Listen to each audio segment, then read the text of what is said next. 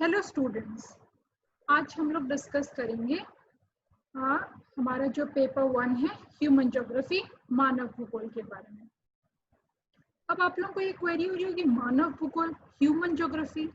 Geography तो सुना था हमने, ज्योग्राफी में फिजिकल ज्योग्राफी भी सुना था हमने, लेकिन अभी ह्यूमन ज्योग्राफी क्या है।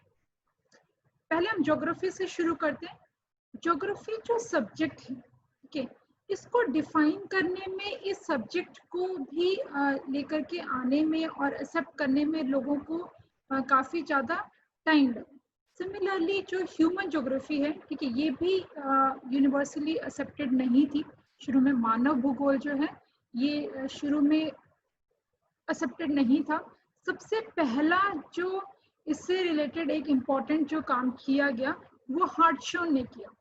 हार्टशॉन एक वैज्ञानिक थे जिन्होंने पर्सपेक्टिव्स ऑन नेचुरल ज्योग्राफी एक बुक लिखी 1959 के अंदर, जिसमें उन्होंने ज्योग्राफी का एक डेफिनेशन दिया।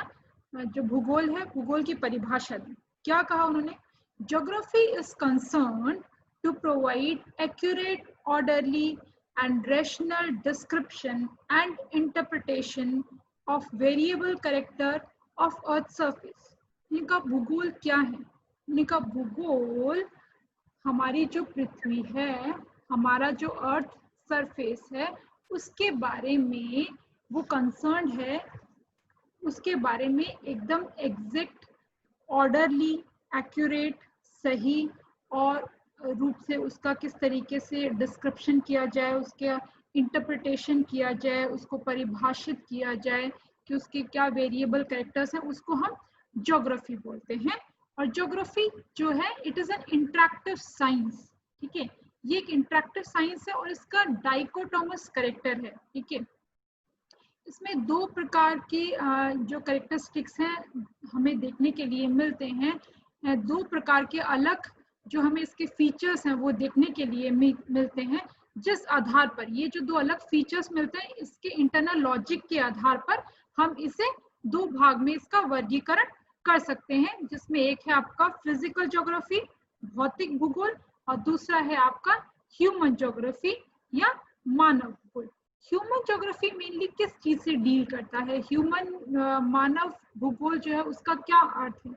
Human geography is that part of the discipline of geography which deals with spatial differentiation and organization of human activity and with human use of physical environment।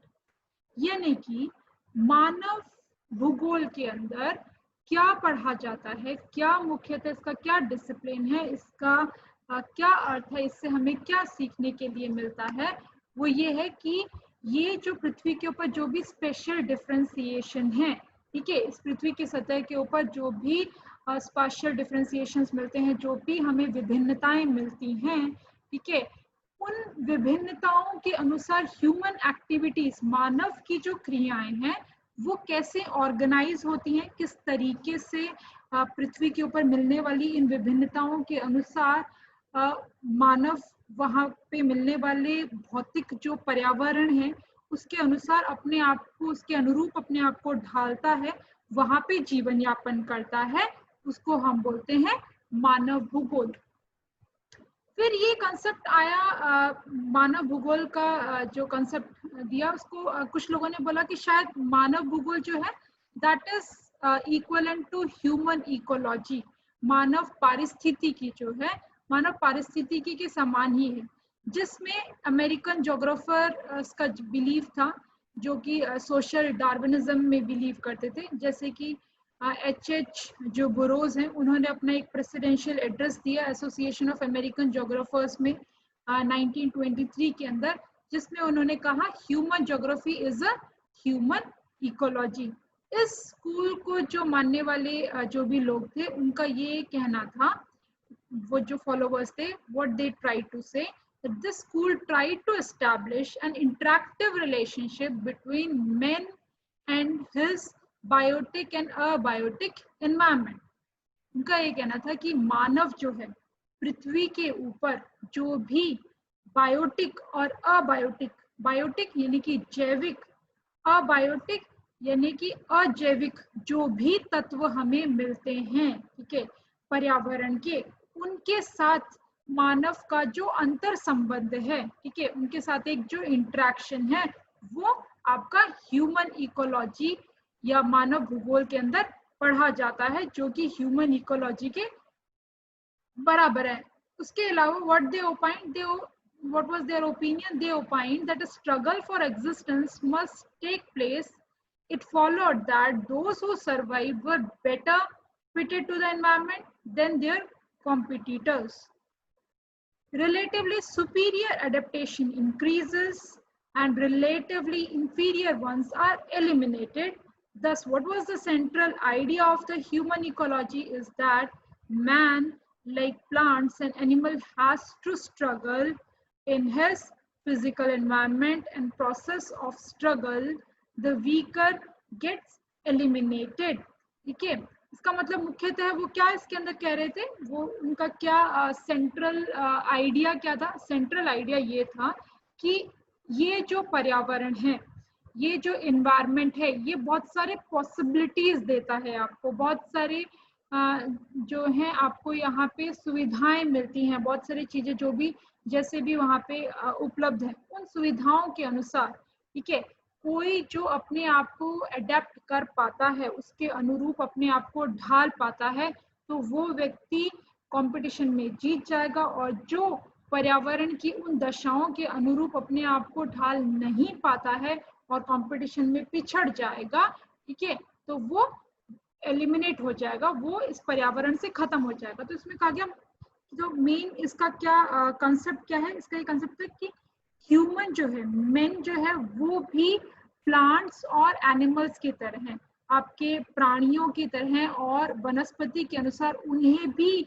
पर्यावरणीय जो दशाएं हैं, पर्यावरणीय जो ऑप्शंस मिल रहे हैं, उनके अनुरूप एक कंपटीशन के द्वारा उस पर्यावरण में उस प्रकार की जो भौतिक स्थितियां हैं, उसमें अपने आप को ढालना है। ठीक है, तो इसमें मेनली क्या एडवोकेट किया, ह्यूमन इकोलॉजी क्या बिलीव करती है। ठीक है, the advocates of the human ecology also believe that the ecological principles such as your food chain, food web are applicable to all aspects of biology from plants to animal.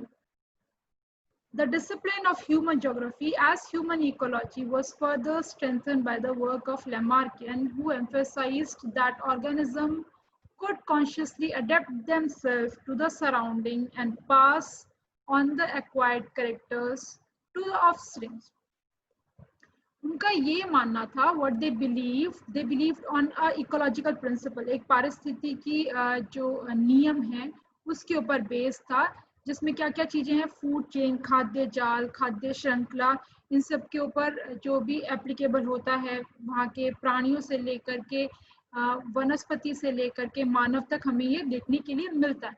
Main जो human geography को as a human ecology जो concept दिया, वो कब strengthen हुआ, जब आपके लेमार्कियन का जो वर्क है, ठीक है, वो जब इसके अंदर लेमार्कियन का क्या वर्क था, what did Lamarckian emphasized, Lamarckian emphasized that an organism could continuously adapt themselves to their surrounding, कि कैसी भी सराउंडिंग है, कैसी भी पर्यावरणीय दशाएं मिलती है, आपको अपने आसपास का वातावरण मिलता है, उस अनुसार आप कॉन्शियसली वहां पे अडेप्ट करते हो उस सराउंडिंग के अकॉर्डिंग। ठीक है, और जैसे जैसे आप अडेप्ट करते हो उसके अनुसार, उसके अनुरूप आप वहां पे जीवन यापन करने लगते हो, तो आपके अंदर कुछ नए कैरेक्टरिस्टिक्स, कुछ जो नई लाक्षणिकताएं हैं वो एक्वायर कर लेते हो, आपके अंदर कुछ नई चीजें जो हैं वो आपके अंदर डेवलप हो जाती हैं, और क्योंकि आपने ये एक स्ट्रगल करके उस एनवायरनमेंट में एस्टैब्लिश करके ये कैरेक्टरिस्टिक्स को एक्वायर किया है, तो वही सेम आपकी आगे आने वाले जो ऑफस्प्रिंग्स हैं, आपकी आने वाली आगे जो पीढ़ी है, उसको आगे वो ट्रांसफर हो जाती है। कैसे समझेंगे इसको हम ऐसे समझ सकते हैं, जैसे कि कोई व्यक्ति जो कि यहाँ के सिलवासा के परिवेश में, दादरा नागर हवेली के परिवेश में रहने वाला व्यक्ति है, ठीक है, जो स्थानीय रूप से यहीं के लोग हैं, ठीक है, वो हमेशा इसी जगह पे रहे, दूसरी जगह पे नहीं रहे, तो सिलवासा की जो आबो हवा की स्थिति हम देखें, यहाँ के हम क्लाइमेटिक कंडीशंस देखें, तो हमें देखने के लिए मिलता है कि आपके बरसात के मौसम में तुम्हारा जो मॉनसून का टाइम है, इस टाइम पे बहुत ज्यादा बारिश होती है और शाड़े के अंदर सर्दी बहुत कम होती है, ना के बराबर होती है। उसी की जगह पे उन्हाड़े में देखें तो उन्हाड़े में भी गर्मी काफी कम हमें देखने के लिए मिलती है। तापमान इतने ज्यादा तापमान नहीं बढ़ते हैं, जबकि वातावरण के अंदर भेज की जो मात्रा है, एटमॉस्फेरिक ह्यूमिडिटी जो है वो काफी ज्यादा आपको यहाँ पे देखने के लिए मिलती है। यहीं का जो व्यक्ति जो हमेशा इसी परिवेश के अंदर रहा है, समझ लो वो यहाँ से दूसरी जगह पे चला जाता है। समझ लो हिमालय के पहाड़ी क्षेत्र में, जम्मू कश्मीर वाला जो क्षेत्र है, या लद्दाख में चला जाता है। अभी लद्दाख की पर्यावरणीय दशाएं कैसी है, वहाँ ठंड बहुत पड़ती है। यहाँ पे शाड़े में भी जितनी ठंड नहीं पड़ती है, विंटर्स में भी यहाँ पे जितना टेम्परेचर डाउन नहीं जाता है, ठंडा नहीं होता है, ठीक है, उससे ज्यादा वहां पे तापमान नीचे गिर जाते हैं आपके गर्मियों के अंदर में, ठीक है। और वहां पे बारिश हम देखें तो न के बराबर बारिश होती है वहां पे, क्योंकि लद्दाख को जैसे कोल्ड डेजर्ट कहा जाता है, ठंडू रण हम बोलते हैं उसको, वहां पे बारिश बहुत कम होती है, राइट। तो यहाँ से जो व्यक्ति वहां पे जाएगा, वहां के पर्यावरणीय दशाओं के अनुसार आप अपने अंदर कुछ कैरेक्टरिस्टिक्स बिल्डअप कर लेंगे, अपने अंदर कुछ लाक्षणिकताएं जो है विकसित कर लेंगे कि आप वहां पे जीवन यापन करने लगे। तो वो जब आपकी आगे आने वाली और जो पीढ़ियां हैं और जो ऑफस्प्रिंग्स हैं, उसके अंदर इजीली ट्रांसफर्ड हमें देखने के लिए मिलेगी। इसी में रेड्जर जो है उनका ऑर्गेनिज्म जो कंसेप्शन ऑफ स्टेट जो उन्होंने दिया, ठीक है। फिर आपका डेविसियन का जियोमोर्फोलॉजी और इन्वायरमेंटल डिटर्मिनिज्म के बारे में जो सैंपल ने दिया। फिर हंटिंगटन, टेलर, इन्होंने रीजनल ज्योग्राफी ऑफ हर्बर्टसन। फिर लैंडस्केप इकोलॉजी जो सॉसर ने बताया। फिर एंथ्रोपोलॉजिकल ह्यूमन ज्योग्राफी जो फ्लूर ने बताया। ये सभी जो है ये कहीं ना कहीं काफी हद तक ये एक्सटेंड तक ये प्रूव करते थे कि ह्यूमन ज्योग्राफी जो है ह्यूमन इकोलॉजी है। लेकिन जब हम इस अप्रोच की बात करते हैं कि human geography is an human ecology, तो इसको क्रिटिसाइज भी किया गया है, इसको कई तरीके से इसको नकारा भी गया है, कई सारे इसके ऊपर सवालिया निशान भी उत्पन्न होते हैं, जिसमें ये है सबसे पहला चीज कि ह्यूमन इकोलॉजी जो है मानवीय जो मानव पारिस्थिति की जो है, मानव पारिस्थिति की मानव को किस तरीके से देखती है, ह्यूमन बींग्स को कैसे देखती है, वो देखती है ह्यूमन बींग्स को at par with plants and animals. This definition puts men at par with plants and animals, ठीक है। इसका मतलब क्या है कि मानव जो है वो भी वनस्पति और प्राणियों के जैसा ही है, ठीक है। उसको भी इन्वायरमेंट के अंदर स्ट्रगल करनी पड़ेगी, पर्यावरण के अंदर आपको स्ट्रगल, सर्वाइवल के लिए, जीवित रहने के लिए स्ट्रगल करनी पड़ेगी। लेकिन हमें पता है मानव जो है उसकी तुलना, उसको हम प्राणियों के या वनस्पति पौधों के बराबर नहीं रख सकते हैं, एकदम उसी के जैसे हम इसकी तुलना नहीं कर सकते, वो इससे अलग है। कैसे अलग है? मानव जो है, man is a tool making, tool using and culture making animal, ठीक है। इंसान जो है वो टूल्स बना सकता है, ठीक है, आपके इक्विपमेंट्स बना सकता है, टूल्स का यूज कर सकता है, फिर कल्चर मेकिंग एनिमल है। जैसे कि तुम्हें मैंने एग्जांपल लिख दिया कि यहाँ से दादर नगर हवेली से, सिलवासा से कोई व्यक्ति जो है वो लद्दाख में जाता है। अभी वो व्यक्ति वहां पे लद्दाख में जाता है, वहां पे क्योंकि ठंड बहुत ज्यादा है, हवा के अंदर, वातावरण के अंदर भेज की मात्रा बहुत कम है, atmospheric humidity is also very less in that region. तो वहां पे अडेप्ट करने के लिए इंसान क्या करेगा, वो इस तरीके के घर बनाएगा कि उसको ठंड ना लगे, ठीक है। घर जो है ज्यादा से ज्यादा घर गर्म रहे, घर को गर्म करने के लिए हीटर्स लगाएगा, ठीक है। और खुद के बॉडी के अंदर गर्मी रहने के लिए उस प्रकार के जो कपड़े हैं वो पहनेगा, टोपी लगाएगा, ग्लव्स पहनेगा, ठीक है। तो वो क्या है, वो अपने उन पर्यावरणीय दशाओं के अनुसार अपने आप को वहां पे सर्वाइवल के लिए, अपने आप को ढालने के लिए, अपने आप को जीवित रखने के लिए वो टूल्स बना सकता है, वो किसी भी प्रकार के जो इक्विपमेंट्स है वो बना सकता है। फिर वो कल्चर मेकिंग एनिमल है, वहां पे रहने वाले जो लोग हैं वहां से, उनसे भी सीख सकते हैं वो जाके कि हमें इस कल्चर में अडेप्ट करने के लिए मुझे किस टाइप का भोजन खाना चाहिए, किस टाइप के जो कपड़े हैं वो पहनने चाहिए, ताकि मैं इस प्रकार का जो एनवायरनमेंट है उसके अंदर एस्टैब्लिश कर सकूं। तो ये चीजें हमें प्राणी या वनस्पति के अंदर देखने के लिए नहीं मिलती है। तो मेनली इसमें क्या कहना चाहते हैं कि मैन जो है, ठीक है, इंसान जो है वो अपनी नॉलेज के द्वारा, अपने साइंटिफिक डेवलपमेंट के द्वारा, अपने वैज्ञानिक विकास के कारण और अपने इनोवेशंस, नई नई जो चीज़ों का इनोवेशन हम करते हैं, फिर हमारे हैबिटेट के अंदर ट्रांसफॉर्मेशन के द्वारा और इकोसिस्टम के अंदर एक ड्रास्टिकली हमारे जो फुलफिलमेंट मटेरियल नीड्स हैं उसके द्वारा इंसान जो है वो पर्यावरण के ऊपर इतना ज्यादा डिपेंडेंट नहीं है। हालांकि डिपेंडेंट है, निर्भर है, लेकिन पूर्ण रूप से नहीं है। वो उसके अंदर मॉडिफिकेशंस कर सकता है, वो उसके अंदर परिवर्तन कर सकता है अपनी वैज्ञानिक तकनीकों का उपयोग करके, अपने नॉलेज का, अपनी बुद्धि का उपयोग करके और नए नए आविष्कार करके वो वहां पे उसको डेवलप कर सकता है। जैसे कि अभी हम लद्दाख वाले क्षेत्र के अंदर अगर हम वहां पे हम देखें तो वहां पे खेती ना के बराबर होती है, ठीक है, क्योंकि ठंड ज्यादा रहती है, जमीन जो है वो बर्फ से ढकी हुई रहती है।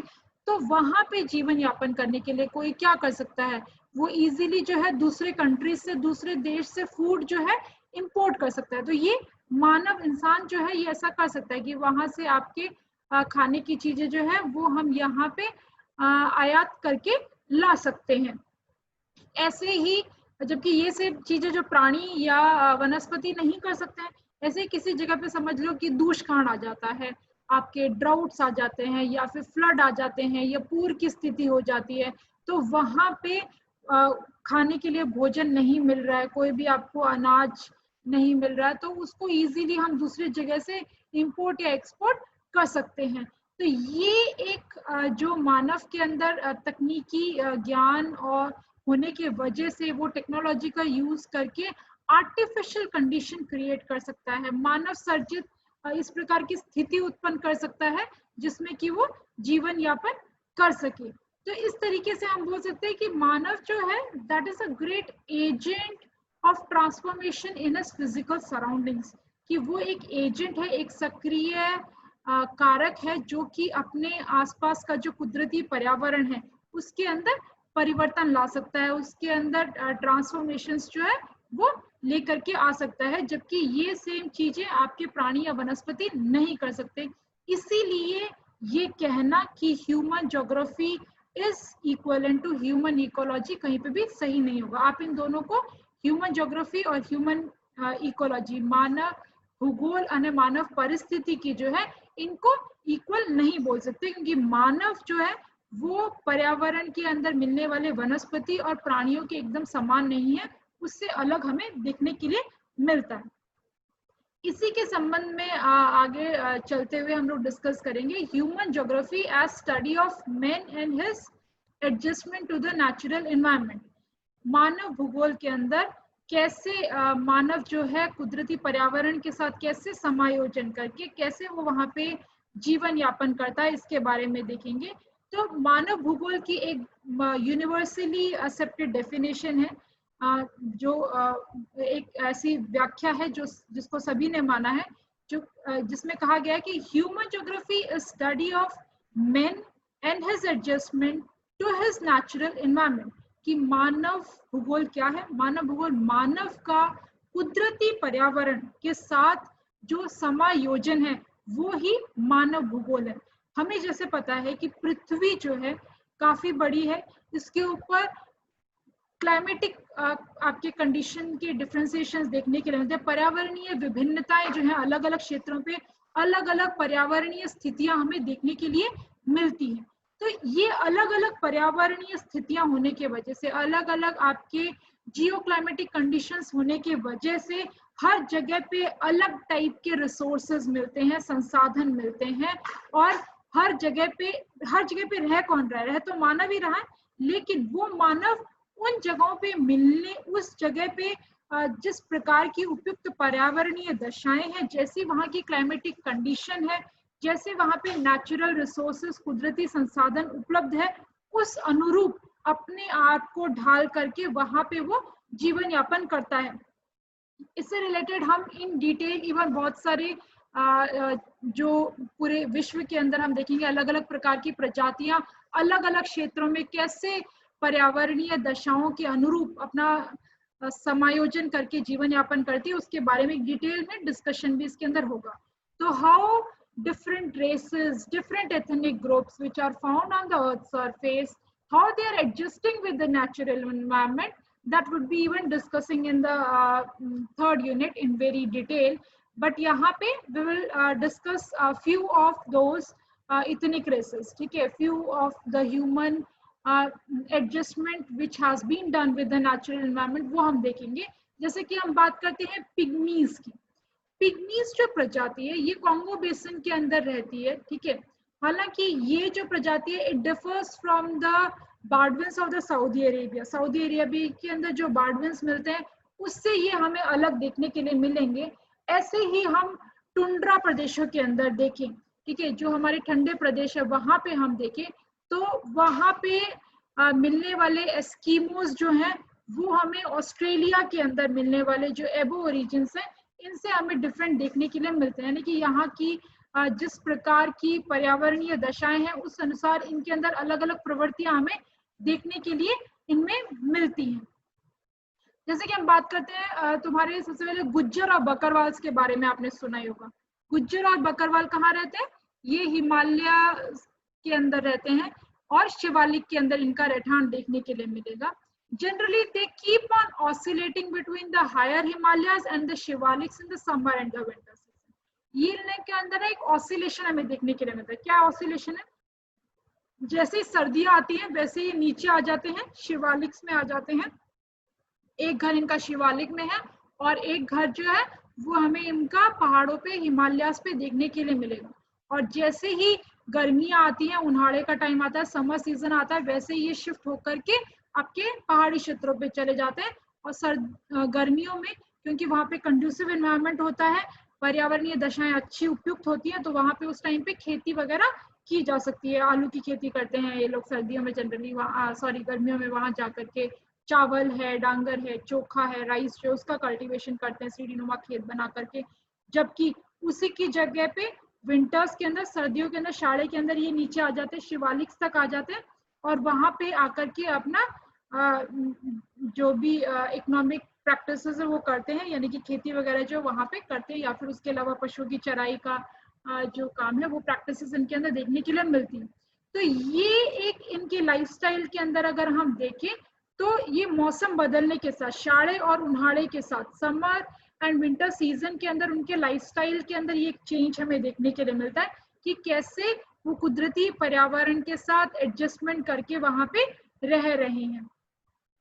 तो किसी भी जगह की कुदरती जो दशाएं हैं उस अनुरूप वहां पे रहने वाले जो लोग हैं उनकी अलग अलग आपको हैबिट्स देखने के लिए मिलेगी। जैसे फूड हैबिट्स हैं, खाने की जो आदतें हैं, जहाँ पे जिस प्रकार की चीजें मिलेंगी तो उसी प्रकार की फूड हैबिट्स हमें वहाँ पे देखने के लिए मिलेंगी।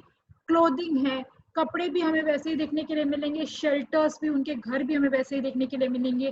टूल्स, औजार जिनका वो उपयोग करते हैं, टेक्नोलॉजी, तकनीक जिसका वो उपयोग करते हैं, इसके अलावा कस्टम्स, उनके रीति रिवाज जिस तरीके के हैं, ट्रेडिशंस कैसे हैं, सोशो इकोनॉमिक इंस्टीट्यूशंस कैसे हैं, फिर आपके और अदर हायर नीड है जैसे कि रिलीजन है, फेथ है, लैंग्वेज है, भाषा है, लिटरेचर है, ठीक है, फाइन आर्ट्स है, फोल्क फेयर है, फोल्क मेडिसिन है।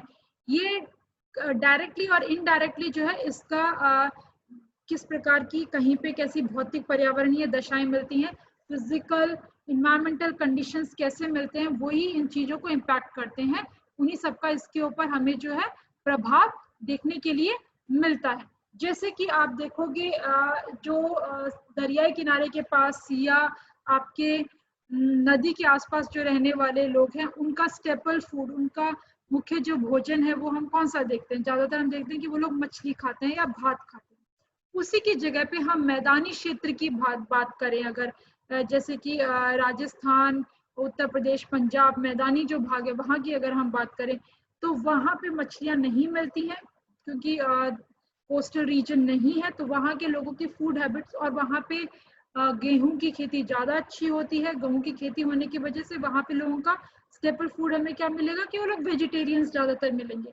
अगर नॉन वेजिटेरियंस भी हैं तो वो लोग मछली नहीं खाते हुए मिलेंगे, उसकी जगह आपके अन्य और दूसरे जो है मुर्गा है या और कोई जो जानवर है उसका जो उपभोग है वो हमें करते हुए देखने के लिए मिलेंगे। ऐसे हम एस्कीमोस की बात करें जो कि टुंड्रा प्रदेश में रहते हैं, ठीक है, या इनत्स हम बोलते हैं, तो वहाँ का ये आर्कटिक रीजन है मेनली जहाँ पे लोग रह रहे हैं। वहाँ पे इतना इनहॉस्पिटाइल एनवायरनमेंट है कि -50 डिग्री सेंटीग्रेड तक तापमान मिलता है, ठीक है। इतना ज्यादा तापमान, इतना कम तापमान जहाँ पर है वहाँ पे जीवन यापन करने के लिए, वहाँ पे रहने के लिए जरूरी है कि आप प्रोटीन रिच फूड जो है वो ज्यादा खाओ। तो इसीलिए यहाँ के लोग क्या खाते हैं, रेनडियर्स जिसको वो पालते भी हैं उनको खाते हैं। उसके अलावा फिशेस हैं, शिकार काफी कॉमन है। ये जो वस्त्र पहनते हैं, क्लोथिंग जो इनका है, फर वाले कपड़े ज्यादातर ये लोग पहनते हैं। क्यों? क्योंकि ताकि इनको ठंड ना लगे, ज्यादा टाइम तक ये गर्म रह सके। तो ये वहाँ के पर्यावरणीय दशाओं के अनुसार इनका जो है वातावरण के साथ, भौतिक वातावरण के साथ जो है हमें समायोजन देखने के लिए मिलता है। ऐसे ही अलग अलग प्रजातियों का अलग अलग जगह पे, इवन एस्किमोस जो है, क्योंकि वहां पे बर्फ ज्यादा गिरती है तो बर्फ से ही वो लोग इग्लू बना लेते हैं, अपना घर बना लेते हैं। और बर्फ से जो बना हुआ घर होता है उसके अंदर हवा नहीं जा पाती, जिस वजह से वो ज्यादा गर्म रहता है। तो ऐसे अलग अलग जो पर्यावरणीय समायोजन है अलग अलग रहने वाले क्षेत्रों के अंदर हमें मिलेगा, जिसके बारे में हम यूनिट 3 के अंदर बहुत डिटेल के अंदर डिस्कस करेंगे। तो वो भी कुछ आप एग्जाम्पल्स इसके अंदर रख सकते हैं जब इसमें आप डिस्कस कर रहे हैं। तो नेक्स्ट हम इसके अंदर जो बात करेंगे वो हम बात करेंगे आपके कि स्कोप क्या है इसका, इस सब्जेक्ट का। हम इस सब्जेक्ट का स्कोप अगर देखें तो बहुत सारे सब्जेक्ट्स में इसका स्कोप हमें देखने के लिए मिलता है। Physical, biological, social sciences, even philosophy, methodology and जो स्कोप है वो इसका हमें काफी ज्यादा देखने के लिए मिलता है। हर विषय का, हर सब्जेक्ट का एक अलग इम्पोर्टेंस होता है, अलग नॉलेज हमें मिलता है। जैसे कि हम इकोनॉमिक्स की बात करें, इफ यू टॉक अबाउट अर्थशास्त्र, तो when you are talking about अर्थशास्त्र या इकोनॉमिक्स की, अगर हम when you talking about economics and अगर हम अर्थशास्त्र की बात करते हैं तो मेनली किस चीज से डील करता है, मेनली किस चीज बारे में बात करते हैं वो, production, movement and consumption of goods and the services, की उत्पादन या आपके जो उत्पादन किया जा रहा है जिन पदार्थों का, उनका एक जगह से दूसरे जगह पे मूवमेंट कैसा है, कंजप्शन कैसा है, उपभोग कैसा है, फिर आपके गुड्स एंड सर्विसेज जो हैं वो किस तरीके की आपको देखने के लिए मिल रही हैं। ऐसे ही जियोलॉजी की बात करें, भूगर्भिक विज्ञान की अगर हम बात करें तो मेनली किसके बारे में बात करता है, composition and interior of the earth crust, पृथ्वी का जो पोपड़ो है उसका कंपोजिशन क्या है, वो किस चीज से बना हुआ है, उसका इंटीरियर स्ट्रक्चर जो है हमें कैसा देखने के लिए मिलता है। और उसी की जगह पे अगर हम डेमोग्राफी की बात करें, यानी कि पॉपुलेशन ज्योग्राफी की बात करें, आपके बस्ती भूगोल की बात करें, तो वो मेनली ह्यूमन पॉपुलेशन, मानव बस्ती और मानव बस्ती से संबंधित जो लाक्षणिकताएं हैं उसके बारे में डिस्कस करता है।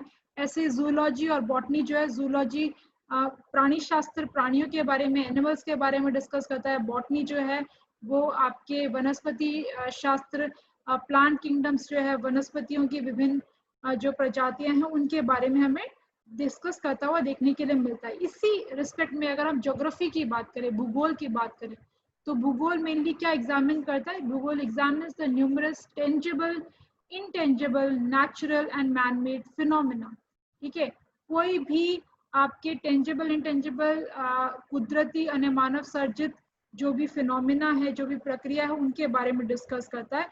उसी के अंदर आपके भूगोल के अंदर ही मानव भूगोल की अगर हम बात करें, मानव भूगोल के संदर्भ में हम देखें, ह्यूमन ज्योग्राफी के अगर हम बात करें तो human geography is the major thrust is on the study of human societies in their distribution to the habitat or environment, dealing with the spatial distribution of societies. Human geography covers a wide field or scope is enormous. ठीक है, तो मानव भूगोल किसके बारे में बात कर रहा है, मुख्यतः जो भी मानव की सोसाइटीज हैं, ठीक है, उनके जो समाज हैं अलग अलग, उनका पर्यावरण के साथ किस तरीके का संबंध है, ठीक है, किस तरीके का रिलेशन है, उसके बारे में। साथ ही साथ ये जो ह्यूमन सोसाइटीज़ हैं, ये जो आपके मानव की जो सोसाइटीज़ हमें देखने के लिए मिलते हैं, उसका स्पेशल डिस्ट्रीब्यूशन, उसका वितरण हमें किस तरीके का देखने के लिए मिलता है पृथ्वी के ऊपर, उन सब के बारे में डिस्कस किया जाता है। इसमें मेजर फोकस किसके ऊपर दिया जाता है?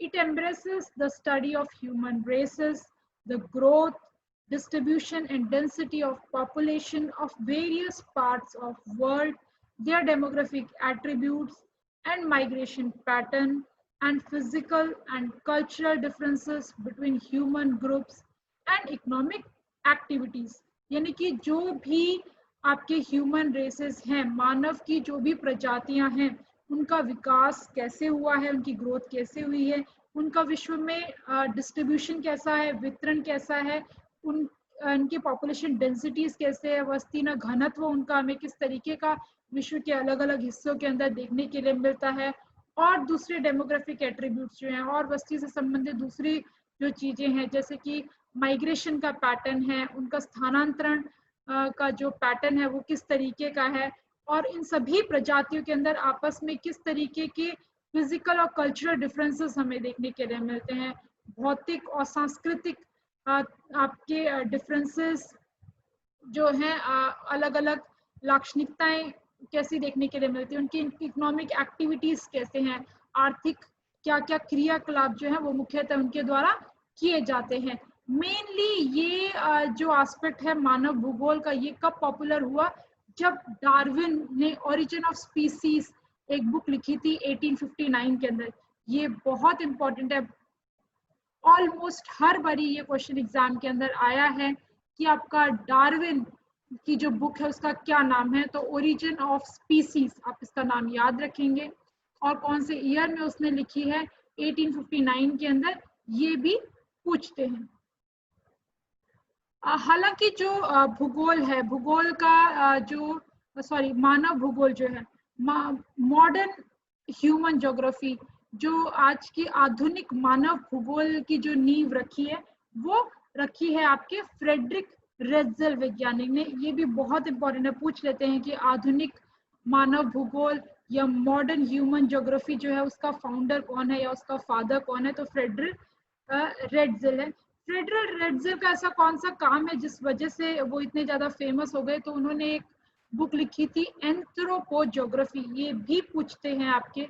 फ्रेडरिक रेट्जेल की बुक का नाम एंथ्रोपोलॉजी, जो कि मानव भूगोल के इतिहास के अंदर काफी ज्यादा महत्व हमें इसका देखने के लिए मिलता है। इस बुक में रेट्जेल ने क्या परिभाषा दी, कैसे क्या व्याख्या दी मानव भूगोल की, ह्यूमन ज्योग्राफी की, तो उन्होंने इसके अंदर कहा कि human geography as the synthetic study of relationship between human societies and earth surface. उन्होंने कहा कि जो मानव भूगोल है वो एक रिलेशनशिप के बारे में डिस्कस करता है, एक आपस का जो संबंध है उसके बारे में डिस्कस करता है। किस किस का संबंध? ह्यूमन सोसाइटीज का, मानव की जो सभ्यता है उसका, और हमारे अर्थ सरफेस का, यानी कि हमारी पृथ्वी का। यहाँ पे अर्थ सरफेस से क्या अर्थ है, इसका मतलब है कि वहाँ का भौतिक पर्यावरण, फिजिकल एनवायरनमेंट जो किस तरीके का देखने के लिए मिलता है। सेम ऐसा ही definition almost similar Ellen Churchill Semple ने दिया। एलन चर्चिल सिंपल ने कैसे डिफाइन किया ह्यूमन ज्योग्राफी को? उन्होंने कहा as the study of changing relationship between the unresting man and unstable अर्थ।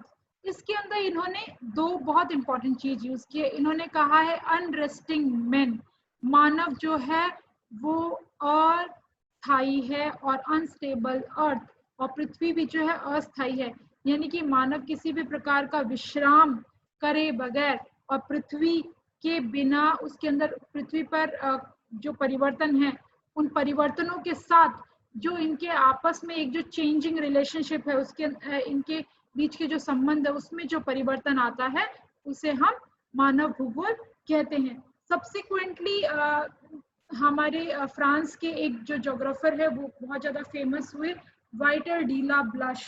ठीक है, बहुत इंपॉर्टेंट है, नाम याद रखेंगे इसका। पूछ लेते हैं ये कहाँ के थे, तो ये कहाँ के थे? फ्रांस के थे। इन्होंने जो बुक लिखी वो थी प्रिंसिपल्स डी ज्योग्राफी ह्यूमन पूछ लेते हैं इसके बारे में। ये पेरिस के अंदर पब्लिश हुई थी 1922 के अंदर। उसके बाद ये ट्रांसलेट की गई, इसको जो है इंग्लिश के अंदर ट्रांसलेट किया गया 1926 के अंदर। वाइटर डीला ब्लश का क्या कहना था? वाइटर डीला ब्लश का ये कहना था, human geography offers a new conception of the interrelationship between earth and men, a more synthetic knowledge of physical laws governing our earth and of the relations between the living beings which inhabit। यानी कि इनका कहना था कि जो मानव भूगोल है ये एक नया कंसेप्शन देती है, एक नई हमें कहते हैं परिभाषा देती है किसके बीच में, मानव और पर्यावरण के बीच में जो इंटर रिलेशनशिप है, अंतर संबंध के बारे में। ये अंतर संबंध मुख्यतः हमें क्या नॉलेज दे रहा है, किस चीज से अवेयर करवा रहा है? ये अवेयर करवा रहा है जो भी फिजिकल लॉज हैं, भौतिक जो भी नियम हैं जिसके द्वारा पृथ्वी चलती है वो, और उस पे रहने वाले जो लिविंग बीइंग्स हैं, मानव जो है, उनके बीच का जो रिलेशनशिप है, संबंध जो है, उसको ये रीडिफाइन करती है। तो हालांकि इन्होंने मेजर इसमें क्या कहा, इसमें कहा इन्होंने कि मानव की दोनों प्रकार की भूमिकाएं हैं, ठीक है। Man has two roles to perform, both active and passive, ठीक है। मानव सक्रिय भी है और निष्क्रिय भी है। ये डिपेंड करता है कि पर्यावरणीय दशा स्थितियां किस तरीके से होगी। सैंपल जो थे, सैंपल ने क्या डिक्लेयर किया, उन्होंने कहा meant to be the product of earth surface, a child of the earth, dust of her dust which has entered into the bones and tissues, into his mind and soul। उन्होंने कहा कि मानव जो है वो पृथ्वी का ही, अर्थ सरफेस का ही product है, उसी के वजह से, पृथ्वी की सतह से ही मानव का जन्म हुआ है। मानव जो है पृथ्वी का ही बच्चा है और वो उसी की डस्ट, उसी की जो मिट्टी है उसके हड्डियों में जाने के वजह से, उसके टिश्यूज में जाने के वजह से उसके दिमाग और उसमें आत्मा का निर्माण हुआ है। तो इन्होंने, सैंपल ने मेजर जो वेटेज है वो किसको दी, इन्वायरमेंटलिज्म को, आपके पर्यावरणवाद जो है उसको मुख्यतः इन्होंने इसके अंदर डिस्कस किया। फिर आपकी है एल्सवर्थ हंटिंगटन। एल्सवर्थ हंटिंगटन ने ह्यूमन ज्योग्राफी की definition the, study of the nature and distribution of the relationships between geographical environment and human activities and qualities। उन्होंने कहा कि जो आपका ये मेनली स्टडी है, ठीक है, किसके बारे में, nature and distribution of relationship की कैसी प्रकृति है और जो संबंध है उसका डिस्ट्रीब्यूशन कैसा है, हमारे भौगोलिक वातावरण और मानवीय जो क्रियाएं हैं और उसकी जो क्वालिटीज हैं, ठीक है, उन सबके बीच का कैसा हमें रिलेशनशिप देखने के लिए मिलता है, कैसी प्रकृति देखने के लिए मिलती है, कैसा वितरण देखने के लिए मिलता है। उसके बाद आए ग्रिफिथ टेलर। ग्रिफिथ टेलर ने फॉर्मुलेट किया स्टॉप एंड गो डिटर्मिनिज्म, ठीक है। यहाँ पे जो ग्रिफिथ टेलर ने स्टॉप एंड गो डिटर्मिनिज्म दिया, there he was stating that man is able to accelerate, slow or stop the progress of the country or community's development, but he should not, if he is wise, depart from the direction as indicated by the natural environment। उन्होंने कहा कि इंसान जो है, मानव जो है, वो अपनी प्रगति को, अपना जो डेवलपमेंट है उसको एक्सेलरेट कर सकता है, यानी कि उसको बढ़ा सकता है, उसको स्लो कर सकता है, उसको धीमा कर सकता है, उसको रोक भी सकता है, ठीक है, विकास को, डेवलपमेंट को, अपने देश के विकास को, अपने कम्युनिटी के विकास को।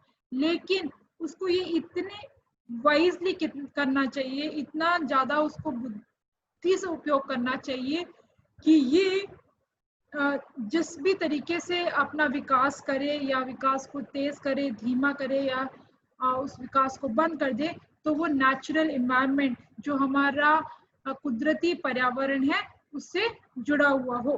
1930s के अंदर ह्यूमन ज्योग्राफी मानव भूगोल का आगे फर्दर डिवीजन हो गया, आगे फर्दर वर्गीकरण हो गया, जिसमें उसको डिवाइड किया गया cultural geography and economic geography के अंदर। सांस्कृतिक भूगोल और आपके अर्थव्यवस्था भूगोल जैसे दो ब्रांचेस निकले। फिर सब्सिक्वेंटली इसमें से धीरे धीरे और कई सारे नई जो इसकी शाखाएं हैं, ब्रांचेस हमें देखने के लिए मिली, जैसे कि पॉलिटिकल ज्योग्राफी है, राजनीतिक भूगोल है, सोशल ज्योग्राफी है, सामाजिक भूगोल है, एग्रीकल्चर ज्योग्राफी है, कृषि भूगोल है, इंडस्ट्रियल ज्योग्राफी है, आपके औद्योगिक भूगोल है, सेटलमेंट ज्योग्राफी है, अर्बन ज्योग्राफी है, फिर ट्रांसपोर्ट ज्योग्राफी है, क्राइम ज्योग्राफी है, स्टैटिस्टिकल ज्योग्राफी है, मेडिकल ज्योग्राफी है, फिर ज्योग्राफी ऑफ जेंडर है।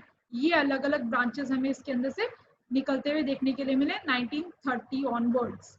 1980s में ज्योग्राफी का जो टर्म है, ह्यूमन ज्योग्राफी का जो टर्म है, वो काफी ज्यादा वाइडन हो गया उसका स्कोप, और काफी सारी चीजें जो हैं उसके फिजिकल एनवायरनमेंट और उसके जो टेक्निकल इश्यूज हैं वो डील किए गए, और इसके अंदर इसके कई सारे सब फील्ड्स भी जोड़े गए, जैसे कि कार्टोग्राफी जैसे जो फील्ड्स हैं वो देखने के लिए मिले, कई अदर ब्रॉड फील्ड्स हमें देखने के लिए मिले ह्यूमन ज्योग्राफी के अंदर, जैसे कि cultural geography, economic geography, historical geography, political geography, राजनीतिक विज्ञान, रीजनल ज्योग्राफी, स्थानीय भूगोल, फिर आपके सोशल ज्योग्राफी, सामाजिक भूगोल, अर्बन ज्योग्राफी, शहरी भूगोल, फिर medical geography, geography of administration, geography of gender, ऐसे पैरेलल कई सारे स्ट्रीम्स हमारे इसके अंदर आए। तो ऑन एंड होल हम संपूर्ण रूप से अगर हम देखें तो जो मानव भूगोल है उसके अंदर हमें ये तीन कंपोनेंट से, तीन कारकों से बना हुआ देखने के लिए मिलता है, जिसमें पहला है the spatial analysis of human population and its number, its demographic characteristics as spread over the earth surface, यानी पृथ्वी की सतह पर किस तरीके से हमें मानव बस्ती के कितनी उसकी संख्या है, उसकी क्या क्या लाक्षणिकताएं हैं, किस तरीके से उसका वितरण हमें पृथ्वी की सतह पर देखने के लिए मिलता है। पहला कंपोनेंट तो ये है। दूसरा कंपोनेंट है इसका the ecological analysis of relationship between human population so defined and its environment, i.e. the human biosphere system, यानी कि मानव जो जैव स्फीयर है, यानी कि मानव जैव भूगोल है, उसको एज अ सिस्टम उसके बारे में स्टडी करना, जो मेजर फोकस जिसका क्या रहेगा, पारिस्थितिकी रूप से इसका हम मेजर फोकस देखेंगे, यानी कि मानव जो बस्ती है, ह्यूमन पॉपुलेशन और इन्वायरमेंट पर्यावरण के बीच का जो अंतर संबंध है वो हम इसके अंदर देखते हैं।